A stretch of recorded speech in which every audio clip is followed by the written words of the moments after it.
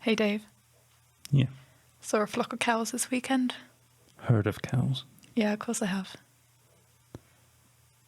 Are you developing IoT solutions? Get ready for tomorrow with Farnell, supporting your design journey from connecting smart sensors to the cloud to implementing AI. Find everything you need at farnell.com. Enjoy this episode with Farnell, a global distributor of electronic products and solutions.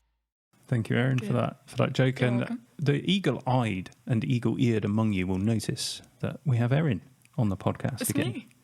And that's because Pete is away again. Tom is away. And I called up everyone else I knew. They're all away. So And I'm your favourite person to podcast with, which is why I'm here. Yeah? yeah, something like that. Yep. Anyway, it's been fun so far because we've had a whole bunch of bees in our studio. So many bees. So many. Unfortunately, many of them had died already before we managed to evacuate the remaining survivors. Yeah, it was actually kind of tragic. Yeah, I blame you. Okay. So welcome to the podcast, everybody. And if you're new to the podcast, then our usual rule of thumb is that we do a bit of banter, a bit of news, and then we get into our main topic, which today we're going to be talking about M2, Erin. Woohoo! Yeah. And whether we're excited or disappointed about that Did you in a feel my non-sarcastic way. Goodness me. So of course we'll put the link in the chapter markers in the description if you want to skip ahead. But why would they want to skip ahead? We are so much fun to listen to. I mean, yes. Pete bought me a watch. Okay. He said to me, "This is a token of what our friendship means." Oh, that's nice. So what do you make of that? Oh. It's I feel like for the benefit of those who are listening, so you might not be watching us. We are on YouTube. Just search the Constant Geekery podcast. But if you're listening to us on Spotify or iTunes or something, you might need to give some aural indication of the quality of the watch. May I? Yep. So it's a silver watch which purports to be a chronograph. Though if you take a close look at those chronograph dials, Erin, do you notice anything? What? Which dials? The little ones. No. Do you notice anything special about those? No. Really? No. Mind you, you're not much of a watch person. I can't tell the time on a watch. I can only read digital. Excellent. This is the standard that we bring to you on the tech podcast that is the Constant Geekery podcast. Erin, I can't tell the time. I can tell the time on a digital clock, and I can do the hours, kind of. I just don't really get it. Brilliant. Yeah. Okay, so it's a bit pointless for me to show you this watch. Anyways, you can probably gather this came from Wish, and it is nasty. I think it's beautiful. Try pushing one of the buttons. What, one of these ones? Yeah. Are they supposed to push in? Well, you'd expect buttons to push in, wouldn't you? Not on a watch, because you have to pull them out and twizzle them, don't you? Well, you do with the crown, but not the push buttons for the chronograph. They're just there for decoration, they really aren't they? Yeah, it's basically as fake as they come. But that's that. You can hear the quality. You can you hear the quality? Let me just take my watch off. Oh, yeah. Let me just shake it into the microphone, some ASMR for you guys. And then the other one. This one sounds like a Christmas song. It does. The sleigh bells. Yeah. Yeah, thanks, Pete. Genuinely, thank you. That our friendship means this much. That you should spend £1 or maybe even more, maybe even £2 on this watch from Wish.com just for me. That's great. True friendship. It's good. Well, we've been friends for a long time, and that's where we're at. I took my boys and indeed my wife to see Jurassic World over the weekend. Oh, I love Jurassic World. Jurassic Parks. It's multiple. This is the new one, Jurassic World Was it good? Dominion. Well, did you enjoy the previous Jurassic Park and Jurassic World films? Yeah. Then you'll probably like it. It's the same movie, isn't it, really? All of them are the same movie. Basically, dinosaurs happen, and it's all fun and games until they start eating people, which they always do. And Spoilers. literally every dinosaur movie ever involves. I know what's going to happen. And there's a guy playing a character, Lewis Dodgson, which I seem to recall is a character from the book, the original book. And he is definitely channeling his inner Tim Cook.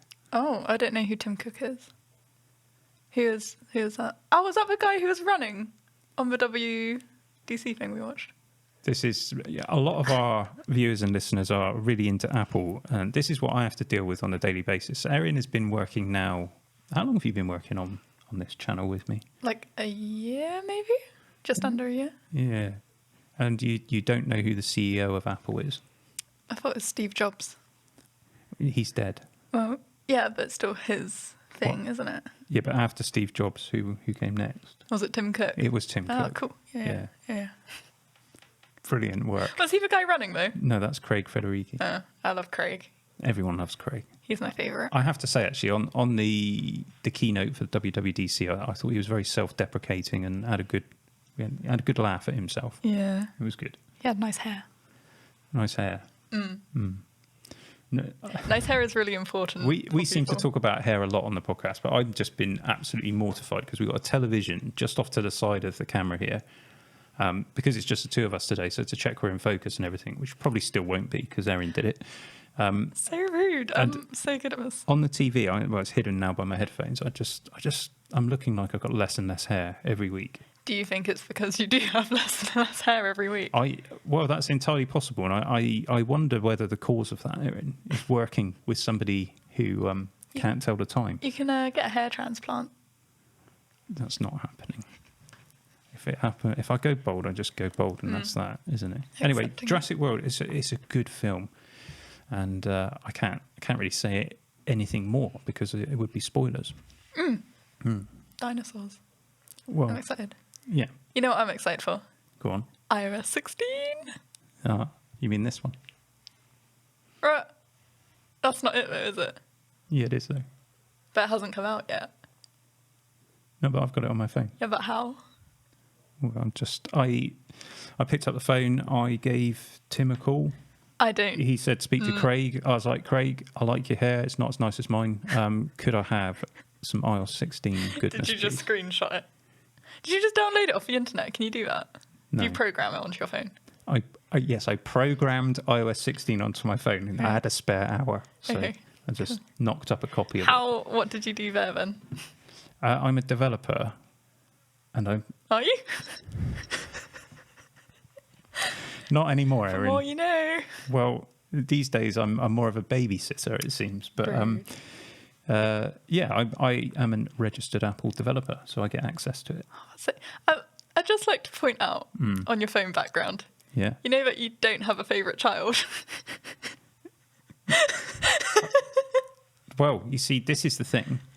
Because this is the new iOS 16, I've actually got a slideshow. Oh, that's exciting. There are equal numbers of pictures of each of my children.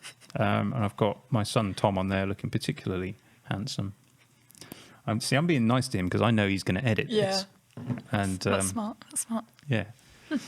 So iOS 16, quite interesting. I've been using it for a few days on my phone. Is it good?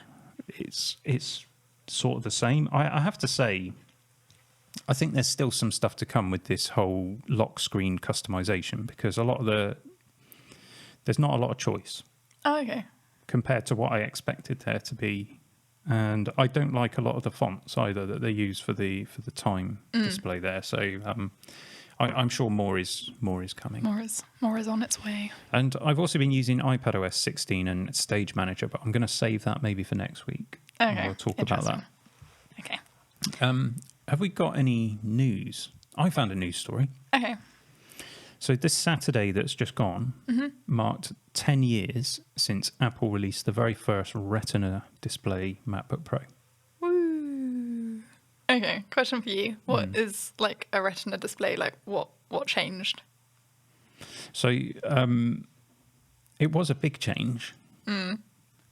So Apple basically quadrupled the number of pixels That's fun.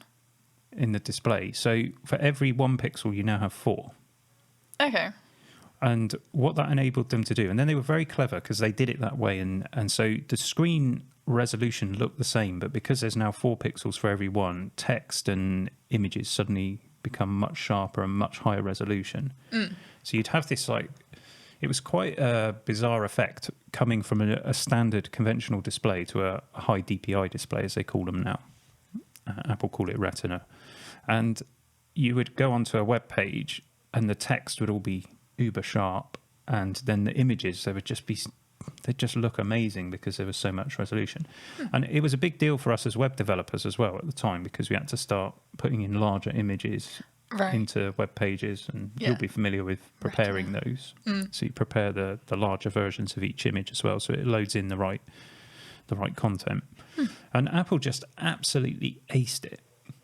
And then Microsoft, they brought out a high DPI display on the Surface tablets, Surface Pro. And Pete and I had Surface Pros at the time, and Microsoft just never got it right in the same way that Apple did. The scaling never worked properly or quite as well as it does on Apple. Apple it's just always been brilliant. And I can remember I had one of the first ones, and you could download this third-party widget which would let you run the resolution at its native resolution, if that makes sense. So each tiny pixel. So you'd end up with this ridiculous high-resolution display where you couldn't read anything if you used that. But as a geek, of course, I did switch it on. I got good eyes. You know, Pete's getting old; he can't see anymore. No, so that's quite sad. Yeah. All of that probably meant nothing to you, but it was a massive game changer, and it's one of the areas where Apple. I don't know that Apple were the first to produce a high DPI display, but they were the first to really just make it available across their entire lineup, and to do such a good job of the scaling as well. And now everything's got it. Your iPad's got it, your phone's got it. They're everywhere. These displays that are so high resolution you can't actually see the individual pixels. They're so tiny. That's cool. But it wasn't like that in the old days. It was more blocky. Yeah. Anyway. Interesting. Yeah. Something else I saw in the news as well is that Apple have released a statement about Stage Manager on the iPad, and the fact that it only works with an M1 iPad. So that's the two iPad Pro models now and the latest iPad Air. Okay. Now, lots of people, and I've seen lots of commentators. In fact, I was watching a video this morning. Luke Mayani was talking about Stage Manager generally, and he said it should definitely be able to run on an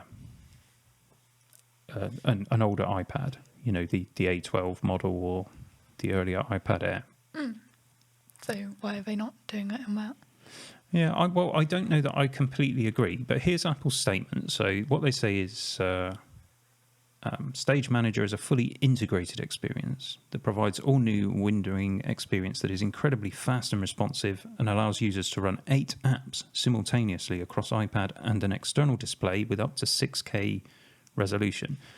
Now that's a key point because they're tying in the use of a high resolution display with Stage Manager. Okay. Which they don't need to do, but that's what they are doing. And then they say, delivering this experience with the immediacy users expect from iPad's touch-first experience requires large internal memory, incredibly fast storage, and flexible external display I/O, all of which are delivered by iPads with the M1 chip.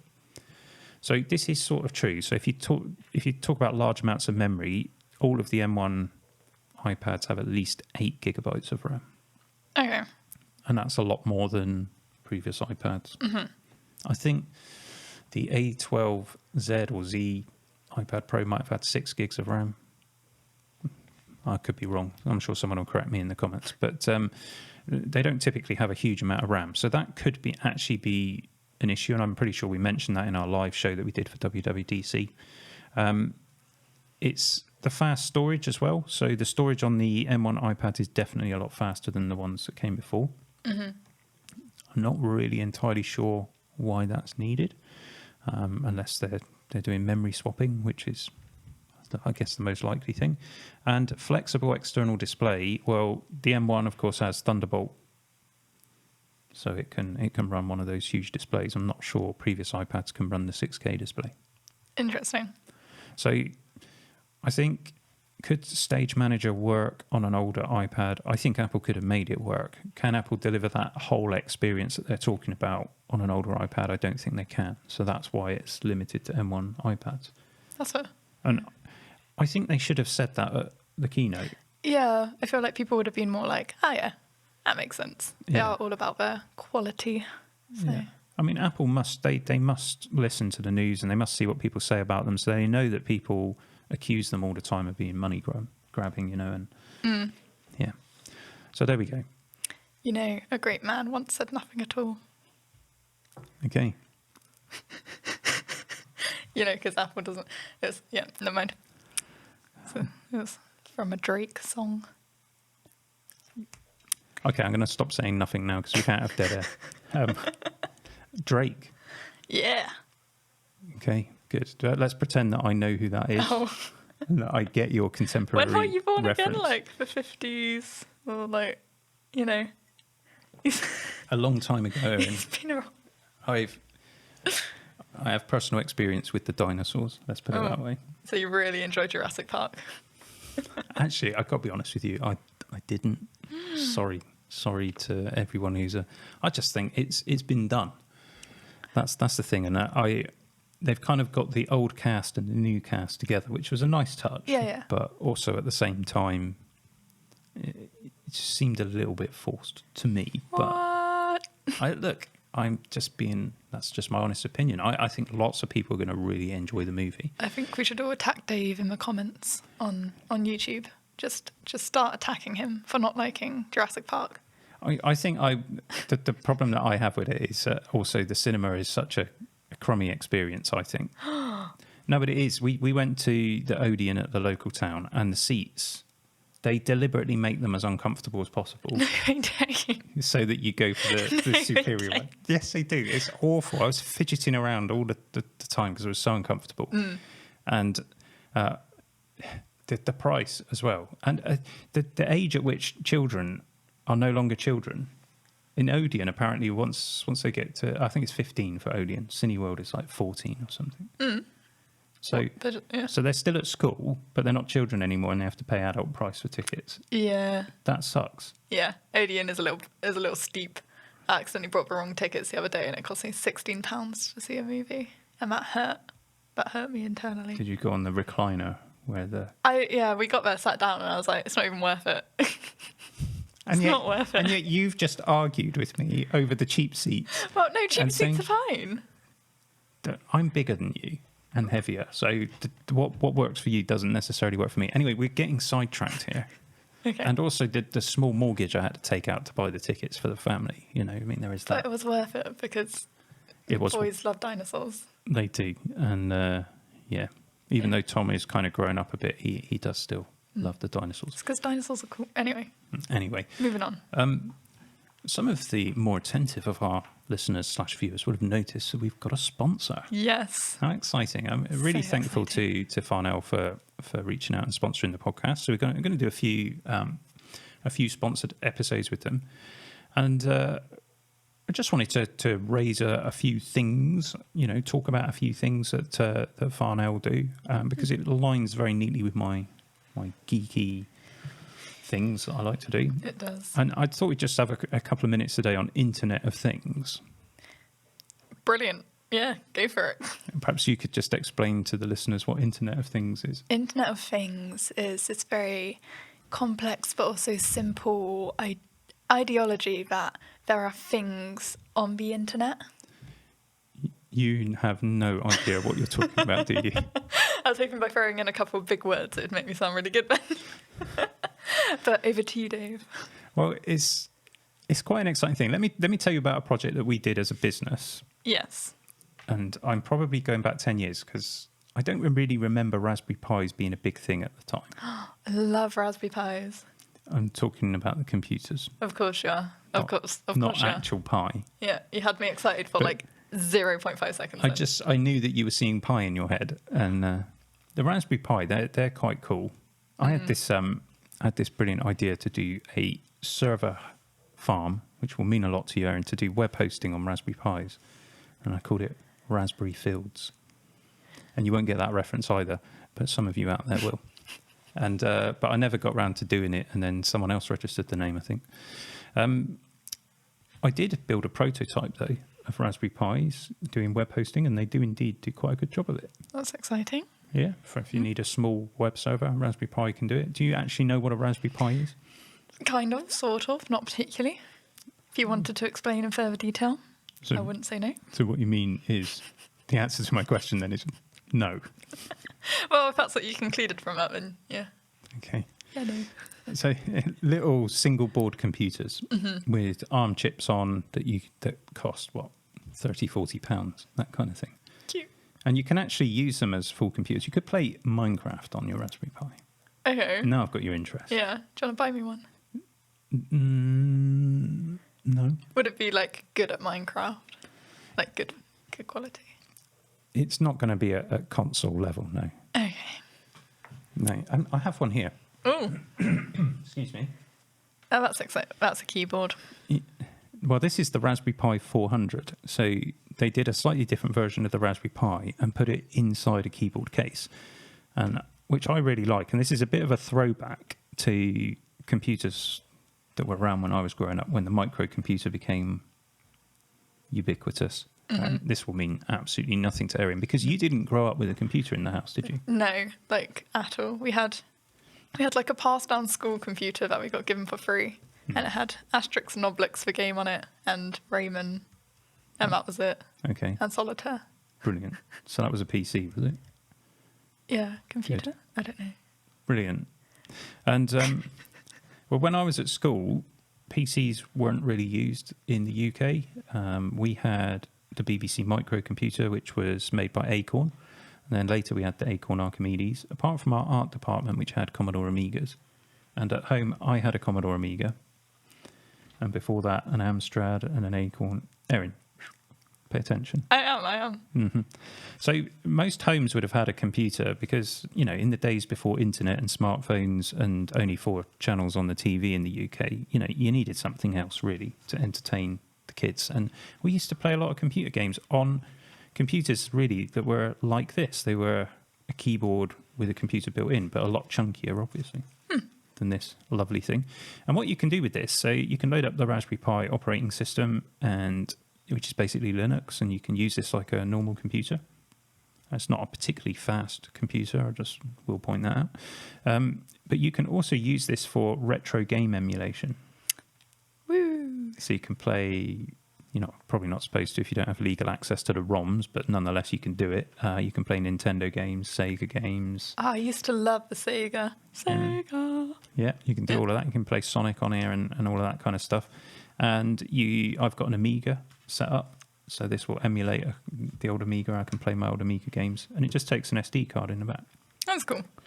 But on the single board computers, they have the pins that are on the back of this Raspberry Pi 400, and I'm probably not doing a very good job of describing this for those who are just listening to the audio. But you've got I think it's 40 pins on the general I/O, and you can connect all sorts of different things to that. So you can get yourself some sensors, for example. Just breaking the place here in that way. Oh dear, something's gone wrong. No. Yeah, so you could get yourself some sensors. You could get, I don't know, a motion sensor. You could get a pressure sensor. You could get a temperature sensor. Play the Wii on it. Play the Wii on it. Yeah, you just said sensor, motion sensor. You know how a Wii has one of those.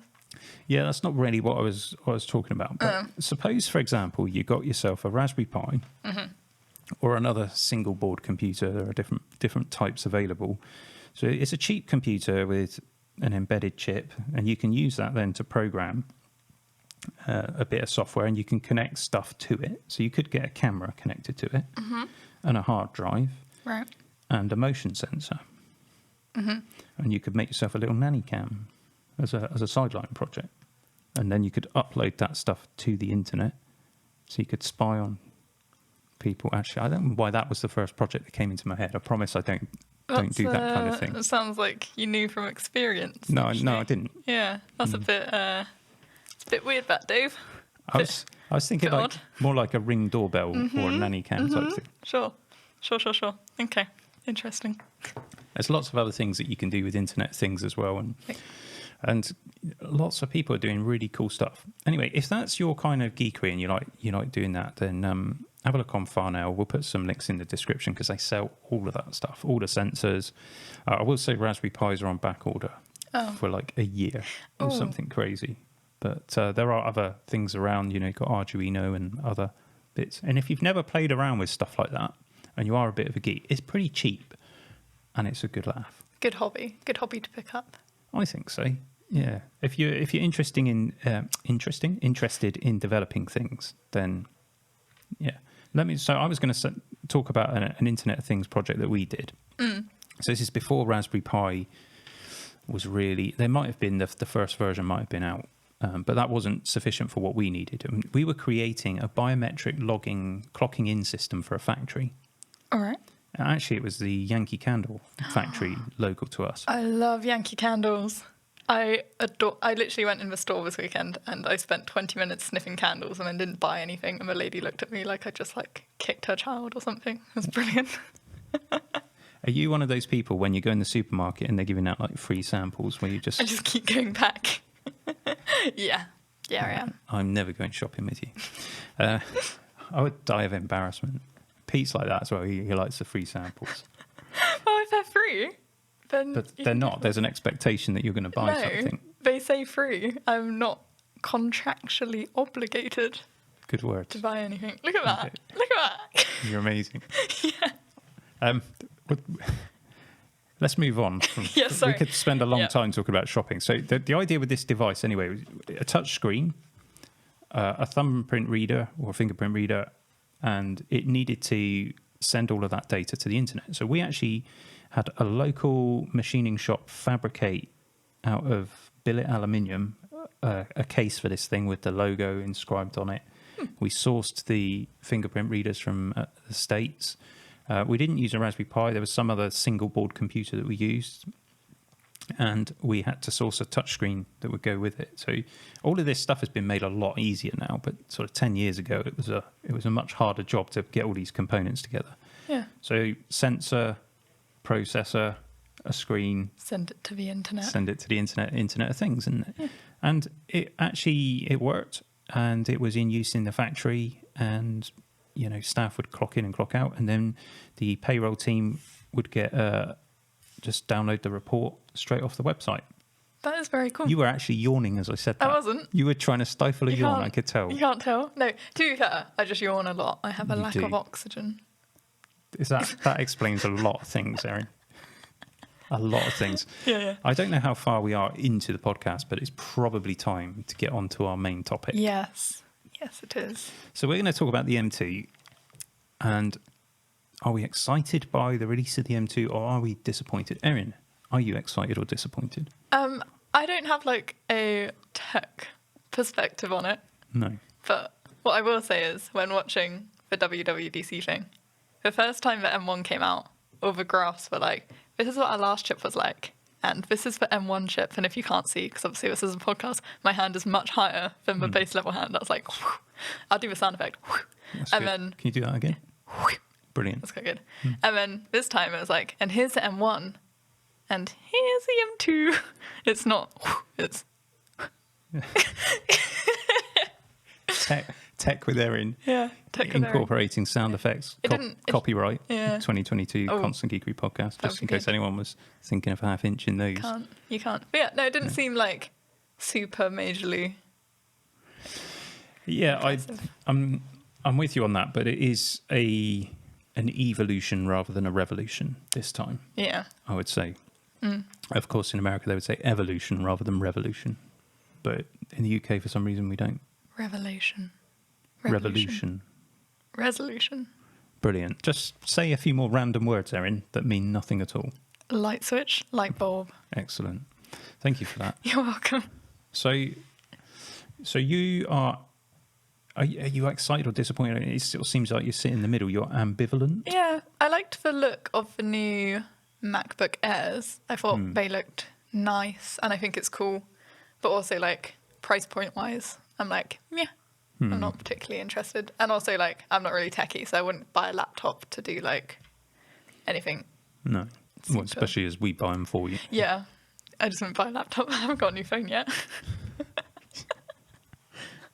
If the M2 was something to do with, I don't know, handbags or jackets or boots or something, you would have done, wouldn't you? Yeah. I am also not excited about M2. I don't know that I'm disappointed by it. It's kind of what's expected for releasing an M2 at this point in time. And I don't really understand why Apple released the M2 at this point in time. Interesting. Because they're having to base it off of the Blizzard and Avalanche cores.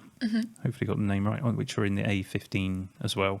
So those are the building blocks that they use to build these chips. So at the heart of it, you've got these cores that were really a fairly minor step up when they went from A14 to A15. Hopefully I've got all the names right. So it's not going to set the world alight. No. There are other things that they've done to the chip which will make it better. We'll talk about those in a moment. But generally speaking, I personally think they should have waited until they could use the 3 nanometer process at TSMC, because then it would have been a massive jump. Yeah. What this feels like is that they're doing an interim measure. And I actually wonder whether we'll even see Pro and Max versions of the M2. Interesting. Or whether they'll just go straight to M3. So on, so forth. Yeah. Those are just some thoughts. And I wonder whether it's got more to do with the new MacBook Air design, and they didn't want to bring out a new design and then put M1 in it. So that... And of course, the availability of components, and that's affecting them. And I suspect that they would have liked to have announced the Mac Pro at WWDC, and I suspect it's not ready yet, or they just know they won't be able to get the parts. Yeah, it's kind of sad. So I do have a question for you then. Yeah. Okay, so what is the biggest difference between M2 and M1? The biggest difference is to do with memory, I would say. So they've increased the memory bandwidth, so the throughput of memory. So we're now at 100 gigabytes a second. And previous to that, M1, I can't even remember what it was. Was it 68 or something like that? So it's not, I mean, it is a big increase, but you're only going to see it with high workloads that need high memory throughput. But to put it in perspective, 100 gigabytes a second, that's pretty huge. Yeah. That's a big amount of bandwidth. I know that the top chips in the M1 range go much higher than that, but that is a healthy speed, to say the least. So that's good. And also, it now seems that they're putting in the 2 memory chips that are next to the they're not in the M2, but they're on the same package, if you like. Okay. So the package includes the M2 chip and the memory chips. And there's 2 memory chips, and now each one of those can be 12 gigabyte. Okay. Which means you've got 24 gigabyte option now. So 8, 16, 24. So that's a big difference. Obviously, the cores are different. So you will see faster single-core performance, and you will see faster multi-core performance than M1. And what else is different? There's more GPU cores. Okay. Depending on which version you buy, because Apple once again have done the Wii's where you get a binned chip when you order the entry-level model, so you only get 8 GPU cores instead of the 10 that they were talking about at WWDC. And even the 8-core version will be a step up over M1, but 10-core will be a significant step up in graphics performance, so that's quite nice. And there's now ProRes encoder on it for video editing. Okay, that's cool. But do you think it's worth getting an M1?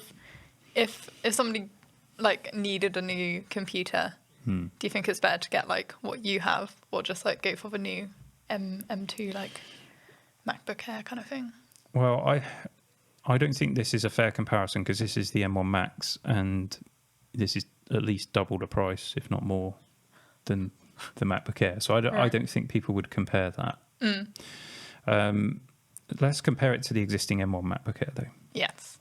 So what you're saying is, if somebody doesn't have a laptop and they're going out to buy a laptop, right?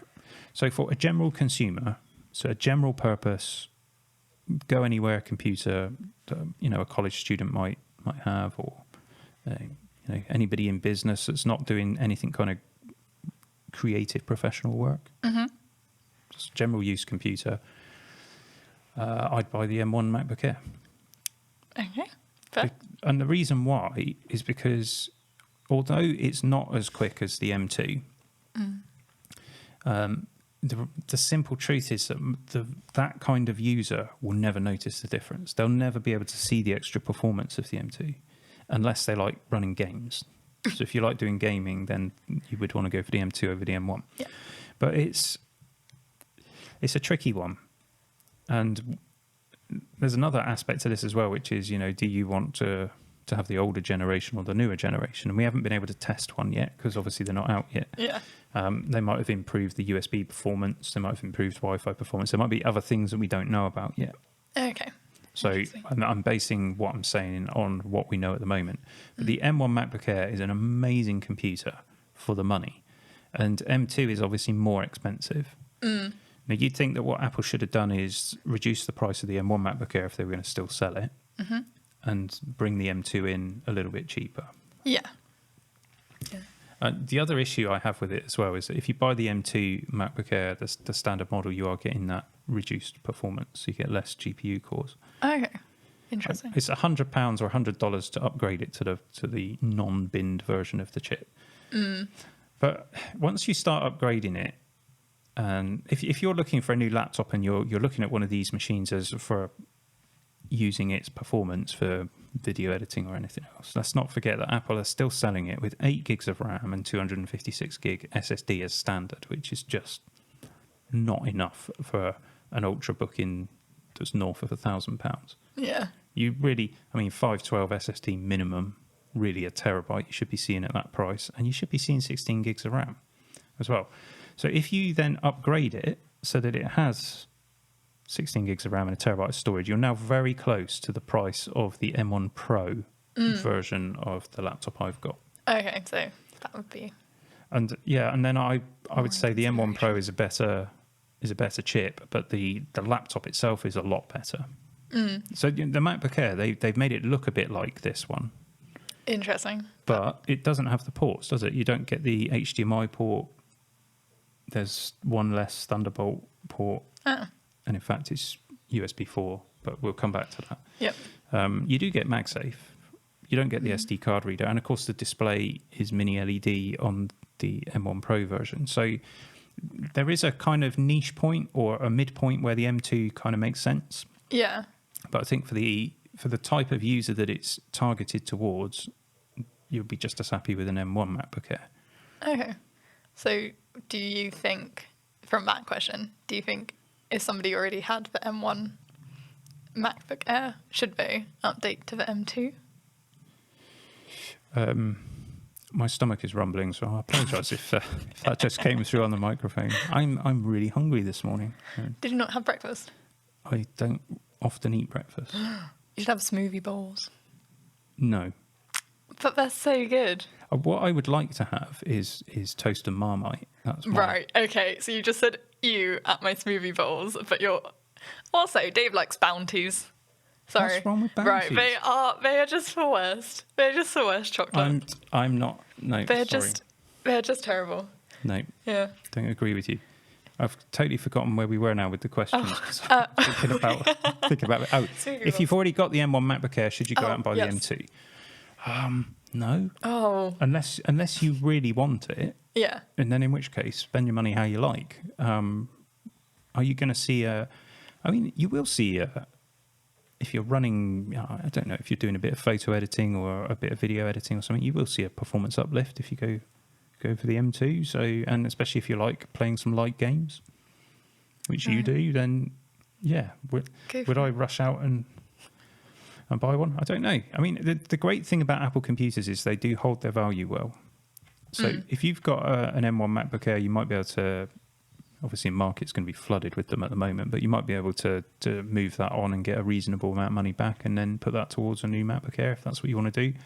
I think I'd be inclined just to hang on and skip a generation. Yeah. So I think with Macs, you probably want to work to at least a 3-year. That's fair. I'm rumbling again, but yeah. At least a 3-year time period between the computers, between upgrading. Otherwise, you're going to get hurt financially, I would say. Okay, interesting. Yeah. The more, Good question, though. Yeah, I'm really... Erin's going to just sort of fire the questions at me today, Yeah. and we might include a couple of viewer questions as well, if I can, survive without fainting through lack of sustenance. I can be like one of those reporter people who are like, answer this question. I was going to do like one of those like old-fashioned American accents, and I said that, but I couldn't do it. Okay, like how you refuse to do the Japanese on the live show. I don't speak Japanese. I've heard you saying stuff in Japanese, or at least it sounds like Japanese. I've never spoken Japanese before in my life. Go on, do it. Do it for the listeners. I've never done it. You're such a liar. Okay, go on. Throw another question at me. Okay, so with the M2, Yeah. how much memory should you spec? Okay, so we've got different choices. So with the M1, it was 8 gig or 16 gig, and with the M2, it's 8, 16, or 24. Yeah. Let's take each one in turn, starting from the top down. Okay. 24 gigabytes, that's a lot of memory. I can't see why anyone would need that on a MacBook Air.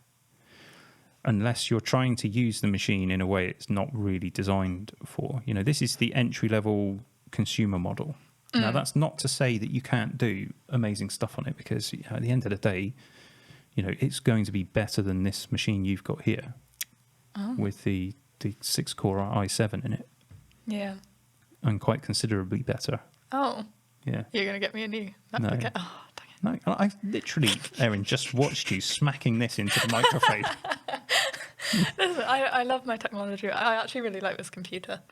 I think that's a good one for you, because you don't like to use an external display. No, I don't know. So the 16-inch display for a designer, that does make a lot of sense. And controversial, I adore the touch bar.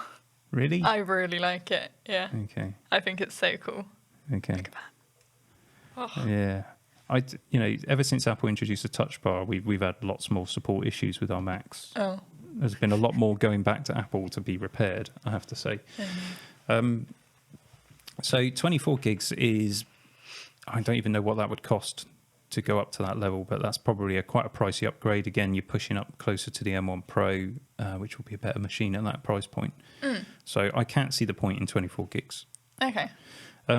16 gigs is an excellent choice if you can afford it. The slight issue with this is that Apple have two types of machine that they sell. So they'll have the standard models, and there's usually two for each one. So it's two M2 MacBook Airs, so two different specs that are what they call the default specs. Oh. And if you go to the Apple retail store, or if you go to another reseller, those are the machines they'll have in stock. All right. And both of those machines have 8 gigs of RAM. So if you want 16 or 24, you have to do a custom order. Right, okay. Now, some resellers can do that for you, or you've got to go through Apple's online store, or you've got to go to the retail store and order it and wait for it. So a lot of people will end up buying the 8 gig because they don't want to wait. Okay. They just want the quick purchase and gratification, and then they'll regret it later. Yeah. Really, though, if you're going to do any kind of serious work on your MacBook, and by serious work, I mean if you're a photographer, for example, and you want to edit your photos, or you want to do some Photoshop work, you want to do some audio recording, make a great portable studio, maybe you want to do video editing, those kind of jobs, you want to have 16 gigs of RAM. If you're interested in gaming, you want to have 16 gigs of RAM. And going from 8 gigs to 16 gigs is a big upgrade, because remember, all of the processors on the M chips share that memory. Yeah. So suppose you've got a scenario where you need 4 gigs of video RAM for whatever it is you're doing. So that only leaves 4 gigs left for the system on an 8 gig model. Okay. But on a 16 gig model, you'd actually have 12 gigs left for the system. Okay, yeah. Right. So it's actually a much bigger upgrade than it might seem. So the 16 gig makes sense, just like it always has. And the thing that Pete and I found when we did testing with an 8 gig MacBook Air is that it could do everything the 16 gig could. And we threw some serious video editing at it. But it fell over, and it got hot and uncomfortable, and it used swap RAM a lot. So it was swapping the memory to the SSD, Okay. which is increasing your SSD wear and reducing the SSD lifespan, so it's not ideal. So you need to think about the right amount of memory And you should also think about future-proofing the device. And finally, because of what we just said about most of them will be available as 8 gigs and people put them on the used market, the majority of them will be 8 gig models. So if you've got a 16 gig model, you'll get some of that upgrade money back when you move the thing on. Brilliant. So go 16 if you're going to do anything serious with it. But if you just want something for web browsing, all the usual sort of computing tasks, modern computing tasks, Office, all the rest of it, 8 gigs is absolutely fine. And even if you think to yourself, oh, I'm going to occasionally do a bit of family video editing in iMovie or Final Cut or something, yeah, fine, the 8 gig can do it. But if that's the majority of your workflow, that's not the right computer. No. Interesting. All right. Yeah, that's good. So, got any other questions for me? Well, this one's more of like a thing I noticed. So they released the M2 chip on the MacBook Pro 13-inch, didn't they? And before the thing started, Dave was all like, "Oh, we're going to discontinue it. They didn't. They didn't at all, did they? No. You're quite wrong about that one, weren't you? That's okay. I'm wrong about lots of things. I once said to someone that you had great potential. This is rude. So mean. I'm just sat here trying to give you some nice questions. I haven't insulted you once. So, yeah, I was wrong. Yeah. But I think they would have discontinued it had the supply chain situation not been what it is. Yeah. Because it doesn't make any sense. It's the same chassis, and I suspect Apple, obviously, they've got the tooling for that already made. They've got all of the kit. They've probably got a bunch of chassis hanging around. So to update the logic board and put the M2 chip on is an easier process than designing a whole new laptop. If you think about it, because you don't get MagSafe, there's only 2 ports. So that effectively means if you're charging your laptop, you get one less port on the MacBook Pro, which doesn't seem to make sense. No. But it doesn't have a notch, and it does have a touch bar. And some people, believe it or not, even like you, Erin, do indeed like a touch bar. So this is an extended opportunity to get a new Mac with a touch bar and without a notch. Yeah. And I think some people will go for that. There's literally no price difference, by the way, because the 13-inch MacBook Pro, although it's advertised at £100 or $100 more on Apple's website, if you look at it, it's got the 10-core GPU inside. So if you spec the MacBook Air with the same M2 chip, you pay an extra 100 anyway, so they are the same price. You will get slightly longer battery life with the MacBook Pro. Okay. And it does have a fan inside. So if you were doing some heavy work, then it will go for a bit longer before it thermal throttles. Interesting. Yeah. So but generally, should you be buying one? I think unless you've got a very specific reason for wanting that particular chassis, I don't think I would personally buy that. Right. Okay. And you missed a question earlier Did that's I miss in a our question? notes, and I think it's a good question. What question was it? I can't see it. It's literally the second question on the list. You just skipped right on past. Oh. Well, how does M2 compare to M1 Pro and Max? Yeah. I thought I asked that. I don't think you did.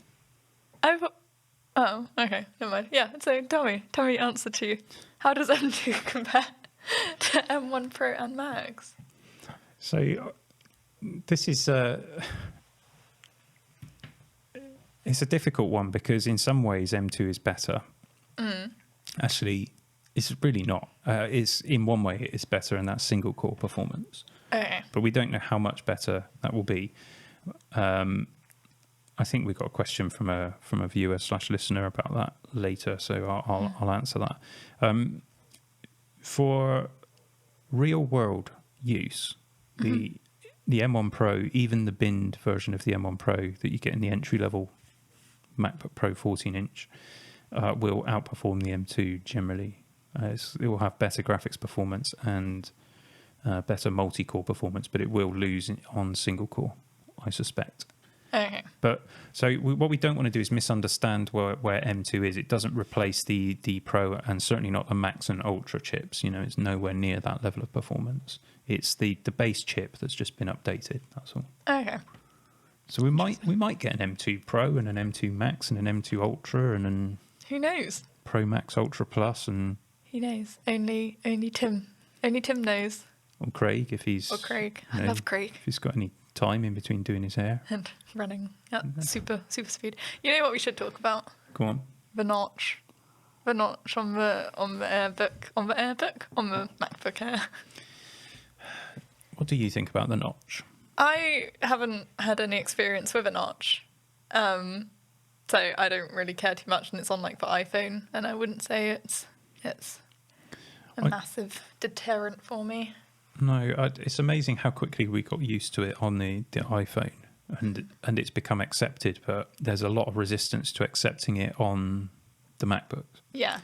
So obviously the 14-inch and 16-inch MacBook Pros have the notch, and now the MacBook Air has the notch. And the way Apple describe it is that they've pushed up the display around the camera so that they can fit the menu bar at the top of the screen. And this is true. The aspect ratio of the display is taller. Okay. So you're still getting the same amount of screen real estate, but you're now getting an extra bit at the top, either side of the notch. Okay, yeah. For your menu bar. And, lots of people have made that argument, Apple have made that argument, but it still doesn't change the fact that if you've got your Mac OS running in light mode, it really does look ugly. Does it?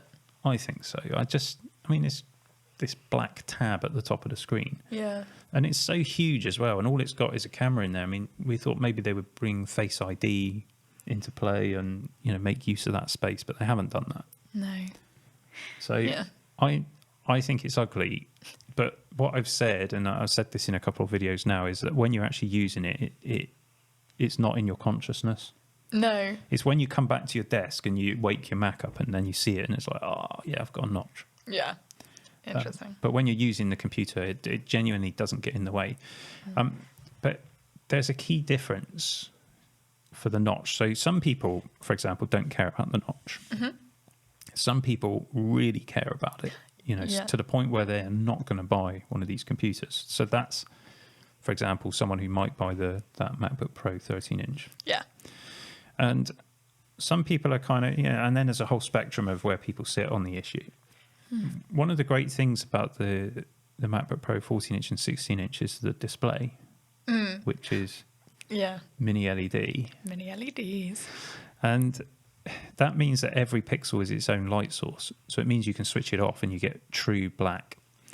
And that just hides the notch. So if you go full screen with an app, you can't see the notch. Yeah. It's just completely hidden. The MacBook Air doesn't have that. Right. It's an LCD display. It's backlit, which means blacks won't be black. It'll be sort of grey. Slightly off black. Yeah, so you will see the notch. So I think, you need to bear that in mind. Lots of people very unhappy about it, though, based on comments I've seen. Yeah. One guy's like, absolutely not. Absolutely will not be standing for this. Yeah, I do wonder, though, whether any of these have actually tried it. Yeah. Because I think if you try it, there's no getting around the fact these are just really, really good computers. And I think if you let that one little design flaw get in the way of you're just spoiling it for yourself. Sometimes making these stands doesn't actually help you, does it? Just deprives you. You have to try things and then you're able to make a valid opinion on it, like vegan food. Yeah, I've seen this picture you showed me of a vegan barbecue dirty fries. I got some amazing fries from a food festival down in Cornwall, and they had barbecue pulled pork, barbecue sauce, and bacon bits and cheese, and the fries were like covered chips. Thank you. The chips were covered in paprika, and oh my days, were they so good. And the plot twist was that they were vegan, but it literally tasted like meat. Yeah, I have actually had one of those. Have you had one of those Beyond burgers? No, I haven't. They're surprisingly good, actually. Yeah. Surprisingly good. But I'm quite happy not eating meat. I've had periods in my life where I've been vegetarian. But the thing that so meat substitutes, I get it, and I'm okay with that. I'd rather just have vegetables personally than substitute meat. Interesting. But that's just my personal thing. And dairy, though, I do like a bit of cheese. Yeah, me and too. vegan cheese. It's not quite right. My wife bought some, and I smelled it, and that is the end of that. I won't be trying that at any time, but I understand why people do it, and it's great that everyone has a choice, and we just respect each other's choices. Yeah. So I respect your choice of vegan barbecue dirty fries. Oh, thank you, Dave. And well done for trying something new. It was so good. Excellent. It was so good. Can we stop talking about Yeah. food? Thank you. Sorry. Let's take a couple of viewer questions. Yes. Do you want me to read them? Yes, please. Okay, so this one is from Dave H. Who Hey. said, Dave. Dave H. Dave is a great name, and H is a good. I don't think so. I think it's the worst combination you can get, actually. Anyway, so from Dave H. Sorry. I'm joking, Dave H. I like your name. It's H, Okay. not H. Sure, Dave. Just saying. Sure. Oh. Do we think that once the adjustment performance has been sorted, i.e. Resolve NR, the M2 Air would be a viable video editing machine if you're sticking to you should have read this, H.264/5 or favourable RAW, not red? Would the performance be okay? Excellent, well done. You didn't butcher that at all. I imagine that everyone understood. Yeah, I read that really smoothly. So it is a good question. So adjustment performance in Resolve, so DaVinci Resolve noise reduction. I actually don't know what that is, sorry. But the M2 Air, is it a viable video editing machine? So if you're using H.264 or H.265, so that's consumer codecs, we've got cameras that shoot that. Actually, that can be really, really difficult to work with. But the M chips have accelerators for those. Okay. Encoders and decoders, so yeah, that'll work. Favorable RAW, so there are different RAW formats. So he mentions not red. Red RAW is notoriously needs a lot of power to process, but Blackmagic RAW, which is what we use, is okay. And ProRes, of course, and it has an encoder and decoder for ProRes and ProRes RAW. Okay. So can it do a job? A viable video editing machine. It all depends on what video editing is a wide spectrum of things. So, for example, the editing for this podcast is really straightforward. Yes. Because we don't edit stuff out typically. There's not a lot of editing to do. You basically put it on a timeline, add bits and pieces to it, not much. Whereas you can have another, a really complicated video shoot with multiple cameras where you're switching camera angles, you've got multiple streams of things. You might have two streams running simultaneously, you've got effects, you've got titles, and you've got all sorts of other things going on. And it can be much more complicated. So I would say the MacBook Air sits closer to the entry level. Okay. Simple timelines. If you're wanting to work with 4K, that is. If you were working with 1080p, I imagine you can actually do quite a lot on the MacBook Air. Yeah. I think it would be a very competent video editing machine. And it is going to offer more performance than the MacBook Pro 16-inch from 2-3 years ago, which everyone was using for video editing, and indeed 4K. So yeah, of course it can do it. It is a viable video editing machine. I would say make sure you get 16 gigs of RAM, though. It will make a difference. And I would use Final Cut Pro or DaVinci Resolve. Interesting. But just to be clear, I'm not recommending it for anybody who's doing serious video editing work. It's not the right machine for that, and there are better choices. Okay. Next question. So a bunch of people are talking about Thunderbolt 4 versus USB 4. So, what's the actual difference between those two? Why does it matter? Right. So this came up because I said in my video on the main channel where I reviewed the releases, I said I was disappointed that the M2 MacBook Air came with USB 4, not Thunderbolt 4. And quite a lot of people have then said, but it is Thunderbolt. Well, yes, it is, because it's USB 4, which includes Thunderbolt 3. But USB is really confusing, and Thunderbolt is really confusing, and it's confusing for customers and consumers generally because they use the same connector. Thunderbolt and USB-C, it's a Type-C connector, and they both use it.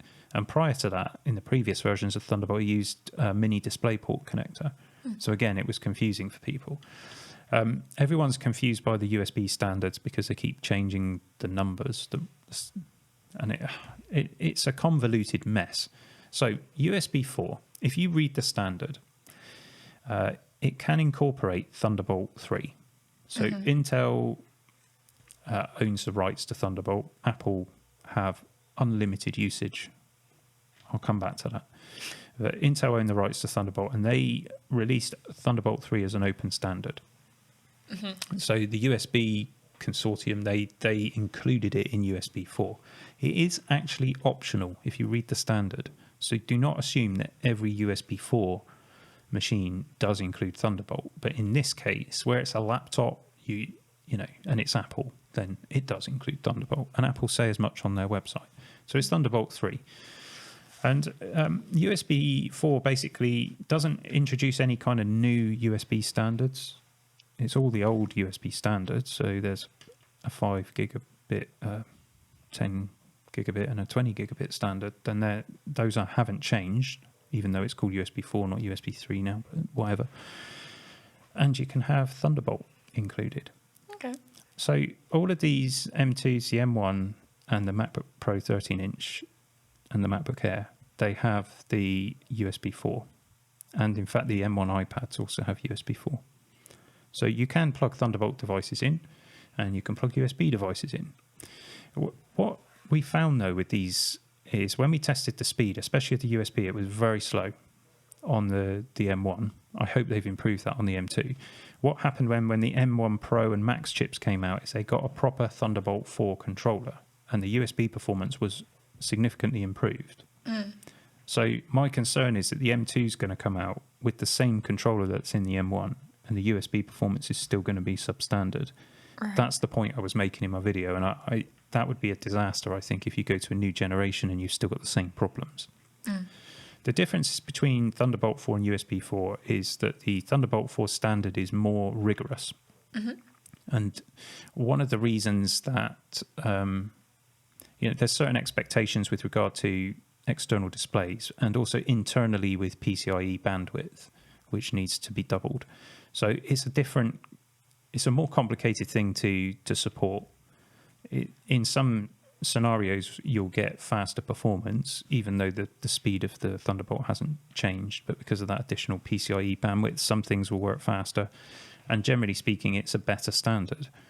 And Apple's implementation of Thunderbolt 4 was a lot better than their implementation of USB 4. So that's why I've made those comments. Okay. Until we get an M2 MacBook Air and we test it, we just don't know, though, because they may have improved it. No. What colour of MacBook Air are you going to get? Are you going for a blue one? No. Oh. Shall I tell you why? No. I just want to sit here in disappointment. Well, I had a Razer. I had a black Razer notebook, PC notebook. In fact, I bought 3 of them, and my sons still use theirs. And if you dink them, so you see these little dinks you've got on the side of your laptop? They were there when I got it. Okay, whatever. Bear in mind that I've seen you swinging this around the room. Right, but the sharp edges on these anodized aluminium finishes, they mark quite easily. Now, if you had the midnight blue, that would be showing up as a shiny bit of metal. And even I watched Marquez's video where he was at WWDC looking at the machines they had out on display. Yeah. And already the midnight blue one had like shiny bits around the ports. Oh. I know who's been plugging stuff into the display models there. And it's just going to mark really easily. And also it picks up fingerprints really easy. Oh, okay. And looks horrible. So not for me. Which colour would you go for then? I'd probably have a silver. I hate the silver computers. I know, no but offense. they do hide the fingerprints and the marks so much better and stay looking newer for longer. What about is it Starlight they call it? They need to... Yeah, sort of like a champagne-y colour. I think it's a lot better than the gold that came before it. Yes. So yeah, I quite like it. I wouldn't say no to Starlight. I don't think. Yeah. I need to see it in the flesh. It does look more silvery than gold. Yeah. It's a nice sort of champagne-y style finish. Yeah. I still think the blue looks really nice, but I do get what you're saying. No, I agree with you. I would absolutely have the blue if I knew it was not going to mark like that. Yeah. And of course, you still got the space grey options. A lot of people disappointed though that it doesn't come in the same sort of colourways as the iMac. I really wanted like a nice purple or like, the really nice pastel colours they did for the, was it the iMac that you were just talking about? Yeah, my bad. Yeah, I really liked all those colours. Yeah. And it's sad that they don't do any of their products like that. But again, that could be on like shortages. And They'll probably save that for the M3 MacBook Air because each time Apple holds something back so that there's a reason for everyone to upgrade. They're not stupid. They're not. No. Look, people think Apple is in the business of making computers or making phones. They're not. Apple is in the business of making money. And they are very good at getting money out of your wallet into their bank account. They know what works. So Erin's busy customising her MacBook Air. Wait, I didn't realise how... This actually leads on to our next question. Yeah. No, I'm skipping one question. We'll come back to it. Yeah. The price. It is expensive. Look at the starting model one. Yeah, so Erin's got up a Starlight with 8 gigs of RAM and 512 gigs of storage. So it's not the bin chip. That's the other standard model. And yeah, in the UK, it's £1,549. That is ridiculous. I think it is. For a computer with that specification, I mean, with only 8 gigs of RAM, I'll take a 512 SSD. That would be okay, but it needs to have 16 gigs of RAM. Now you're up to 1,749. And then you get, once you've done that, you do get the dual USB power adapter. Oh, great. But you don't get fast charging off of that, so really you don't want that. You want the 67 watts. But it's the same price. So.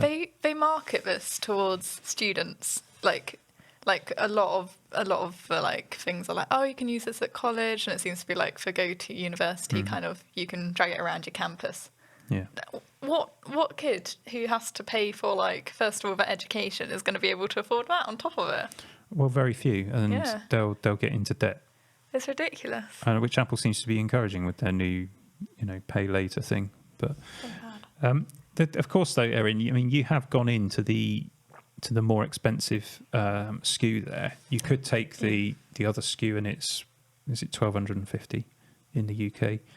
And of course, you could also just say, well, I'm not going to do that. I'm going to buy a MacBook Air, an M1 MacBook Air, sorry. Which, if you're at university or whatever, that's fine, and that starts at £999. But if you go on Amazon, you can get it £100 cheaper than that. Yeah. And that would be a perfectly acceptable machine for college or university. It's still a huge amount of money. Yeah. It's just... But what I would say about that is, okay, let's say it's £1,000, right? If you have that, what can you get? You can't get a Mac notebook because that's the cheapest Mac notebook. So you're going down the PC route. You'll get a middle-of-the-road PC laptop. It will not have the premium levels of construction, and it will be nowhere near this on performance and battery life and everything else and longevity. And when you come to the end of let's say you've got 2 years at college, right? You're going to use it, throw it around in your bag and everything else. You get to the end of 2 years, it won't be worth anything. No. But with a MacBook Air, it'll probably still be worth £400, £500 on the used market. Okay. So actually, it's the same price as the PC. The problem is that you've got to have that additional cash in the first place. Yeah. But there you go. But no, this is the way it is. People are spending a lot of money on phones now, aren't they? Yeah.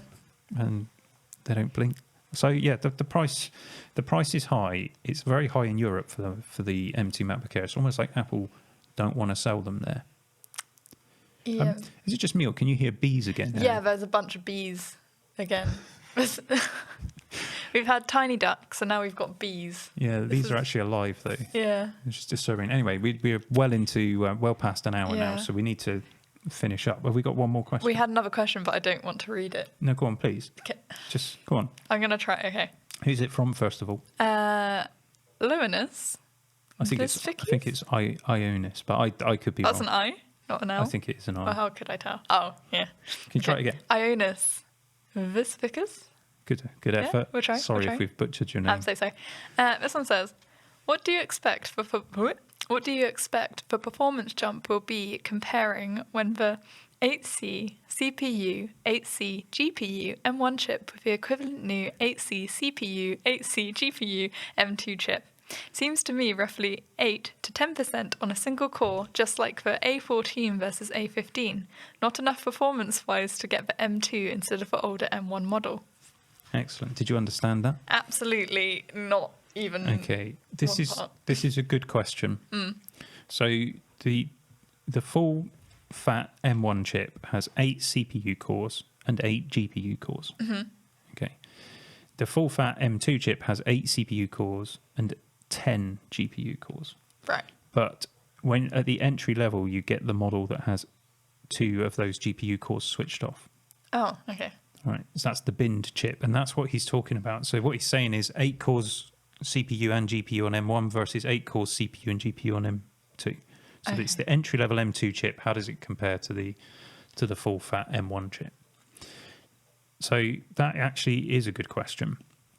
So he believes 8 to 10% on single core, and he's basing that on the core difference between A14 and A15 that we spoke about earlier.